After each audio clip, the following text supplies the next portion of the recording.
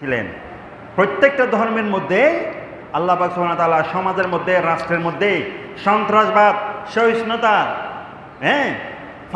ফাঁসেখানা, তারপরে বিভিন্ন রকম কর্মকাণ্ড যেগুলো মানুষের জন্য ক্ষতিকারক, মানুষের জীবন, মানুষের জান মাল ইজ্জত আবরু ক্ষতির সম্মুখীন হয়, সমস্যার সম্মুখীন হয়, এই সমস্ত কার্যাবলী থেকে মুসলমানদেরকে কি করেছেন সবসময় কোরআনের মাধ্যমে, অন্যান্য ধর্মীয় গ্রন্থের মাধ্যমে, আসমানি গ্রন্থের মাধ্যমে নবীদের উপর বিভিন্ন ওহী নাজিল করে সমাজের মধ্যে এগুলো না করার জন্য বিভিন্ন সময় আল্লাহ কি করেছেন, আদেশ দিয়েছেন।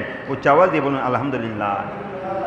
এই জন্য আল্লাহ পাক কোরআনে পাকের মধ্যে বলেন যে লা তুফসিদু ফিল আরদ, তোমরা জমিনের মধ্যে ফিতনা ফাসাদ সৃষ্টি করিও না।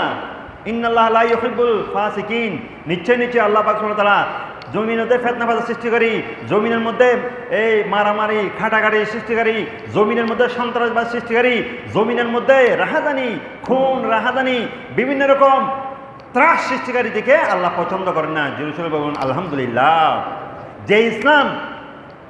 যে ইসলাম তার অনুসারীদেরকে জমিনের মধ্যে ফিতনা ফাসাদ সৃষ্টি করতে নিষেধ করেছেন, জমিনের সমাজের মধ্যে, রাষ্ট্রের মধ্যে, পরিবারের মধ্যে বিভিন্ন রকম কি ঝগড়া বিবাদ, সন্ত্রাস কর্মকাণ্ড, ভয়ভীতি এসব নিষেধ করেছেন, সেই ইসলামের মধ্যে কিভাবে সন্ত্রাসবাদের জায়গা হতে পারে?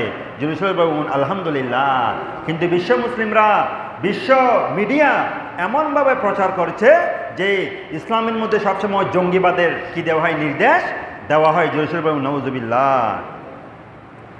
সেই জন্য আল্লাহ রাসূল সাল্লাল্লাহু আলাইহি সাল্লাম উম্মতদেরকে এবং আল্লাহ পাক সুবহানাহু ওয়া তাআলা তার বান্দাদেরকে বিভিন্ন কোরআনের আয়াত দিয়ে এবং আল্লাহ রাসূল সাল্লাল্লাহু আলাইহি সাল্লাম বিভিন্ন সময় হাদিসের মাধ্যমে উম্মতদেরকে শিক্ষা দিয়েছেন যে তোমাদের মধ্যে মূল্যবোধ থাকতে হবে, তোমাদের মধ্যে ন্যায় বিচার থাকতে হবে, তোমাদের মধ্যে ইনসাফ থাকতে হবে, তোমরা সমাজের মধ্যে ন্যায় পরায়ণতা সৃষ্টি করো, আদালত সৃষ্টি করো, ন্যায় বিচার সৃষ্টি করো, তোমরা ইনসাফ সৃষ্টি করো, তোমরা মানুষদের সাথে এইভাবে আচরণ করো, সুন্দর আচরণ করো। এগুলো সব সময় উম্মতদেরকে শিক্ষা দিয়েছেন। উচ্চ আওয়াজ দিয়ে বলুন আলহামদুলিল্লাহ।